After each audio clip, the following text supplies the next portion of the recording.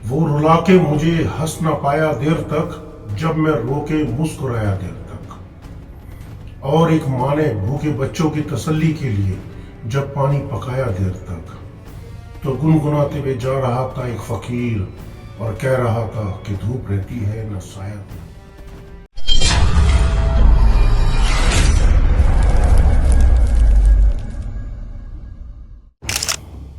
आज का इतना बुरा जमाना है कि जिस शख्स के लिए मैंने इतना सब कुछ किया, उसके बावजूद भी वो शख्स आज मेरे ऊपर इल्जाम लगाता है। बोलता है कि तुम हो क्या, बोलता है कि तुमने करा क्या मेरे लिए। जब उस शख्स की मां बीमार थी ना, तो हॉस्पिटल में जाके मैंने पैसे दिए थे, और वो मुझसे बोलता है तुम हो क्या। उसके बच्चों के लिए ईद में कपड़े पहनने के लिए नहीं थे, पता है किसने पैसे दिए? मैंने पैसे दिए। और वो मुझसे बोलता है तुम हो क्या। जब घर में खाने के लिए नहीं होता था ना, तो मेरे पास आता था, बोलता था कि खाने के लिए जो यार कुछ पैसे दो, और मैं उस शख्स को पैसे दिया करता था। और आज वो शख्स मुझसे बोलता है कि तुम हो क्या। आप अगर किसी की मदद करें और वो शख्स आपसे बोले कि तुम हो क्या, तो कैसा लगेगा? जी हाँ, बिल्कुल सही सुना आपने कि अगर एक इंसान किसी दूसरे इंसान की जब मदद करता है ना, और वो शख्स बदले में उसको अगर एक अल्फाज भी बोल देता है, तो पता है बहुत गुस्सा आता है, बहुत ज्यादा गुस्सा आता है। लेकिन कभी भी आपको ये ख्याल आया कि जिस शख्स ने 9 महीने आपकी मां की पेट में आपको रखा, सही सलामत पैदा किया, बड़ा किया, खाने को दिया, कपड़े दिए, बहन भाई दिए, माँ बाप दिए, क्या कुछ नहीं दिया, रोजी रोटी दी, इज्जत दी, बीबी दी, बच्चे दिए, उसके बावजूद भी हम उस शख्स का शुक्रिया अदा नहीं कर सकते। अगर यही हम किसी के लिए कर देना, तो 1000 सुनाते हैं उसको कि तूने मेरे लिए कुछ नहीं किया और मैंने तेरे लिए ये सब किया। लेकिन सोचें, वो रब्बुल आलमीन जिसने आपको इस दुनिया के अंदर हर चीज दी, उसके बावजूद भी आपने उस रब के लिए क्या किया? आपने एहसान माना? आपने शुक्रिया अदा किया अपने रब का? कभी नहीं किया आपने। क्यों मालूम है? क्योंकि आपको एहसास नहीं है। जो दिखता है ना इंसान, उसको लेके बोलता है। इस दुनिया में अगर आपके ऊपर कोई एहसान करता और वो आपको टोकता, तो शायद आपको दिखाई देता सब कुछ। लेकिन इस दुनिया के अंदर हम तो अपने उस रब की इबादत भी नहीं कर सकते। अजान की आवाज आती है और हम किसी गली मोहल्ले में, किसी सड़क पर यूं ही खड़े रहते हैं, और हम बहुत ज्यादा शेरबाजी करते हैं। जैसे कि मैं आपको एक शेर सुनाता हूं, मुझे शेर याद आया। मतलब हम बोलने में इतने ज्यादा आगे हैं कि जिसका हम खुद भी गुमान नहीं कर सकते। अपने रब के लिए हम खाली बोल सकते हैं, लेकिन असल में हम अपने रब के लिए कुछ करते नहीं हैं। फिलहाल मैं आपको वो शेर सुनाता हूं। वो रुला के मुझे हंस ना पाया देर तक, वो रुला के मुझे हंस ना पाया देर तक, जब मैं रो के मुस्कुराया देर तक। वो रुला के मुझे हंस ना पाया देर तक, जब मैं रो के मुस्कुराया देर तक। और एक माँ ने भूखे बच्चों की तसल्ली के लिए, एक माँ ने भूखे बच्चों की तसल्ली के लिए जब पानी पकाया देर तक। ये शेर मैं आपको समझा देता हूं। वो रुला के मुझे हंस ना पाया देर तक, जब मैं रो के मुस्कुराया देर तक। जब कोई शख्स किसी शख्स को रुला देता है ना, तो बहुत हंसता है, लेकिन वो ज्यादा देर तक नहीं हंस पाया, क्योंकि मैं मुस्कुराने लगा। और एक माँ ने भूखे बच्चों की तसल्ली के लिए जब पानी पकाया देर तक। अक्सर बच्चे भूखे होते हैं तो सो जाते हैं, तो माँ ने जानबूझ के पानी देर तक पकाया ताकि बच्चे सो जाएं। और आखिरी अल्फाज सुनिए, वो रुला के मुझे हंस ना पाया देर तक, जब मैं रो के मुस्कुराया देर तक। और एक माँ ने भूखे बच्चों की तसल्ली के लिए जब पानी पकाया देर तक, तो गुनगुनाते हुए जा रहा था एक फकीर और कह रहा था कि धूप रहती है न साया देर तक। शेर बहुत अच्छा है اور ایسے شعر ہم اپنے رب کے لیے بہت سارے بولتے ہیں، اصل میں ہم اپنے رب کے لیے کرتے کیا ہیں وہ بہت زیادہ ضروری امپورٹنٹ ہے۔ ہم اپنے رب کے لیے کیا کر رہے ہیں؟ خیال بھی نہیں آیا ہوگا کبھی؟ جی ہاں، میں تو چاہتا ہوں کہ ہندوستان ہو، پاکستان ہو یا اس دنیا کا کوئی بھی کنٹری ہو، ہر مسجد میں، ہر نماز میں عالم لوگوں کی ذمہ داری بنتی ہے کہ وہ لوگ ہر نماز میں قرآن کی کم سے کم ایک آیت کا ترجمہ کر کے لوگوں تک پہنچائیں۔ اگر قرآن کی آیت کا ایک ترجمہ بھی پڑھ کر اپنے لوگوں کو سمجھایا جائے تو یقین مانیں جو بچہ جس مسجد میں جانا شروع کرے گا نا، انشاءاللہ 10 سے 20 سال میں جو نا آدھا حافظ قرآن اور آدھا عالم ویسے ہی بن جائے گا وہ۔ تو ہمارے عالم تو یہ سب کام کرتے نہیں ہیں، جمعے والے دن تو ضرور وہ لوگ خطبہ پڑھتے ہیں اور تقریر دیتے ہیں، لیکن میرے حساب سے مجھے لگتا ہے کہ ہر روز ان کو یہ کام کرنا چاہیے، کیونکہ مسلمان کیا کر رہا ہے اپنے رب کے لیے؟ جب صبح نکلتا ہے کام کے لیے اور رات میں آتا ہے واپس تو پیسہ لے کے آتا ہے، کھانا پینا کھاتا ہے اور سو جاتا ہے۔ نماز پڑھتے ہوں گے، قرآن بھی پڑھتے ہوں گے، لیکن اس کے علاوہ اور انسان اپنے رب کے لیے کیا کر رہا ہے وہ بہت ضروری ہے۔ مطلب کبھی احسان کے بارے میں آپ نے سوچا کہ احسان کیا ہوتا ہے؟ جیسے کہ میں نے شروع میں ایک مثال دی تھی کہ میں ذرا سا بھی احسان اگر کسی پہ کر دیا ہوتا تو میں احسان جتانے لگتا کہ میں نے اس کے لیے کیا کرا اور یہ مجھے کیا بولتا ہے، کیا ہو تم؟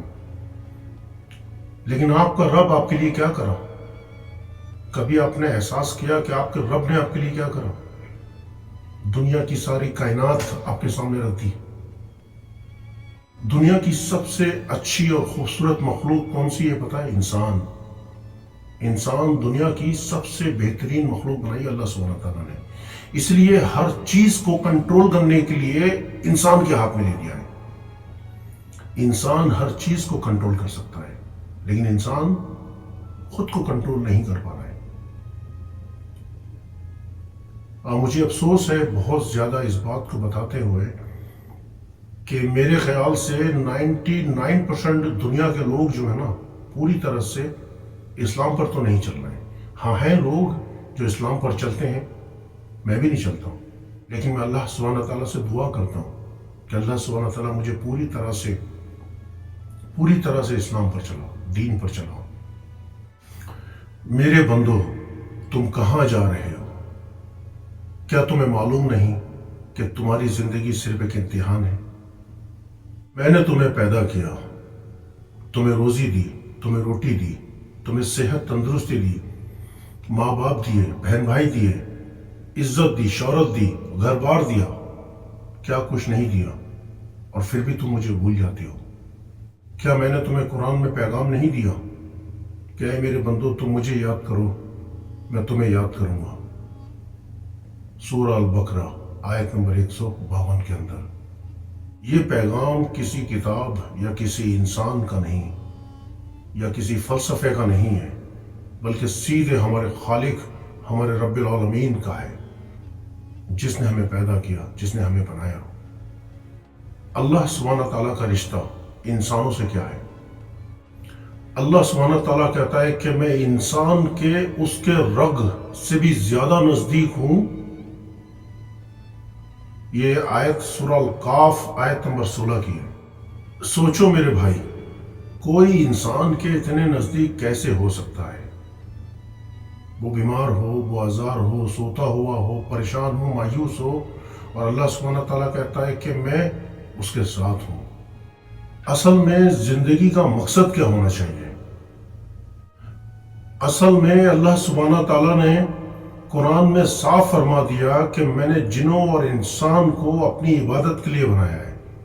سورہ الذریات آیت نمبر 56 کے اندر، یعنی ہماری زندگی کا پورا مقصد کیا ہونا چاہیے؟ اللہ سبحانہ تعالیٰ کو پہچاننا، اس کا شکر ادا کرنا اور اس کی عبادت کرنا۔ یہ صحیح مقصد ہے ہمارے رب کی عبادت کرنے کا، ہمارے رب کو پہچاننے کا۔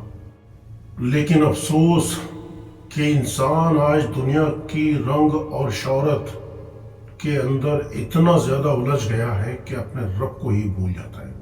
اور اپنی زندگی کا اصلی مقصد ہی بھول جاتا ہے کہ اس کی زندگی کا اصلی مقصد کیا ہے۔ میرے بھائیوں، کبھی آپ نے سوچا کہ آپ کی زندگی کا اصلی مقصد کیا ہے؟ اگر نہیں سوچا تو سوچیے ضرور۔ میرے بھائیوں اور بہنوں، یاد رکھو، اللہ سبحانہ تعالیٰ ہماری 70 ماؤں سے زیادہ محبت کرتا ہے ہم سے، 70 ماؤں سے زیادہ۔ اگر کوئی شخص توبہ کر لے اور معافی مانگ لے سچے دل سے، توبہ کر لے اور معافی مانگ لے سچے دل سے، تو یقین مانو یہ بالکل ایسا ہے جیسے کسی بنجر زمین پر بارش کی بوند گرنے کے برابر۔ اللہ سبحانہ تعالیٰ قرآن مجید میں بار بار ہمیں یہ پیغام دیتا ہے، بھلا میں اپنے اس رب کی عبادت کیوں نہ کروں جس نے مجھے پیدا کیا ہے، اور ہم سب کو اس کے پاس ہی تو لوٹ کے جانا ہے۔ سورہ یاسین آیت نمبر 22 کے اندر اللہ سبحانہ تعالیٰ یہ فرماتا ہے۔ اور یاد رکھنا، یہ پیغام خالی مسلمانوں کے لیے نہیں بلکہ دنیا کے سارے انسانیت کے لیے یہ پیغام ہے اللہ سبحانہ تعالیٰ کا قرآن مجید کے اندر۔ یاد رکھنا، یہ دنیا تو صرف کچھ دنوں کی یا کچھ منٹوں کی ہے، اصل دنیا تو انسان کی آخرت ہے۔ اس لیے آخرت کے بارے میں زیادہ سوچیے۔ اللہ سبحانہ تعالیٰ بولتا ہے قرآن کے اندر کہ ہر جاندار چیز کو موت کا مزہ چکھنا ہے، سورہ العمران آیت نمبر 185 میں۔ تو ہر جاندار چیز ایک دن سب نشت نابود ہو جائے گی، اور آخرت کی تیاری کریے تاکہ اصل زندگی جو ہے نا وہ کامیاب ہو جائے، اس میں کامیاب ہو جائے۔ آج اگر ہم اللہ سبحانہ تعالیٰ پہ اپنا ایمان مضبوط کر لیں اور صحیح کر لیں، اور ہم اپنے رب کی طرف لوٹ آئیں، تو یقین مانو قبر کے اندر اور آخرت کے اندر، ہماری قبروں میں اور آخرت میں ہمارے لیے صرف روشنی ہی روشنی ہوگی۔ تو میرے پیارے بھائیوں اور بہنوں، اللہ سبحانہ تعالیٰ کا پیغام بالکل صاف ہے۔ نماز پڑھو، اللہ سبحانہ تعالیٰ کا جو پیغام ہے قرآن مجید اس کو پڑھو اور اس پر عمل کرو۔ یاد رکھو کہ انسان کی اس دنیا کے اندر اور آخرت کے اندر صحیح زندگی اور صحیح کامیابی اسی کے اندر ہے۔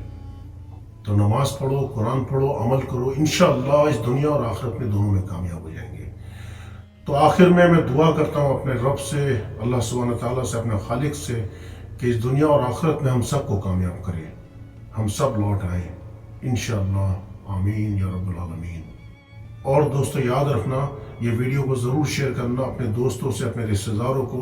اللہ سبحانہ تعالیٰ آپ کو اور آپ کے چاہنے والوں کو سب کو ہدایت عطا فرمائے، اور میرے لیے بھی دعا کریں کہ اللہ سبحانہ تعالیٰ، وہ جو خالق ہے ہمیں بنانے والا، وہ ہماری دعاؤں کو اپنے بارگاہ میں قبول عطا فرمائے اور ہمیں ہدایت دے، ہمارے دلوں کو روشنی سے بھر دے یا رب العالمین۔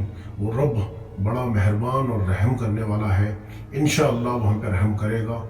اور ہمارا بھی کام بنتا ہے کہ ہم اپنے رب کے راستے پہ چلیں، کم سے کم ایک آیت قرآن کی پڑھیے، اور انشاءاللہ اللہ سبحانہ تعالیٰ تمہیں ہدایت دے گا۔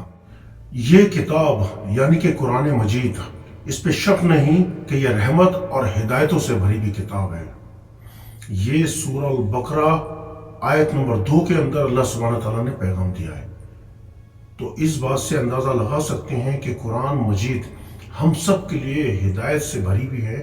ہمیں قرآن مجید کو پڑھنا چاہیے، اس پہ عمل کرنا چاہیے، انشاءاللہ اللہ سبحانہ تعالیٰ اس دنیا اور آخرت میں زندگی کو بہتر کر دے گا۔ تو میرے بھائیوں، ہر ایک مسلمان پہ یہ بھی فرض ہے کہ جب آپ قرآن مجید کو سنیں اور اس پہ عمل کریں اور اس کو دوسروں تک پہنچانا چاہیے۔ تو ہر ایک قرآن کی آیت اگر آپ کہیں سے بھی سنتے ہیں تو آپ پہ فرض بن جاتا ہے کہ آپ دوسروں تک پہنچائیں۔ تو شیئر کیجئے اس ویڈیو کو بھی، انشاءاللہ اللہ سبحانہ تعالیٰ اس کا اجر بھی اس دنیا اور آخرت میں دے گا، آمین یا رب العالمین۔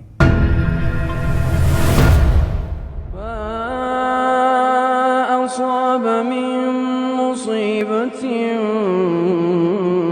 في الأرض ولا في أنفسكم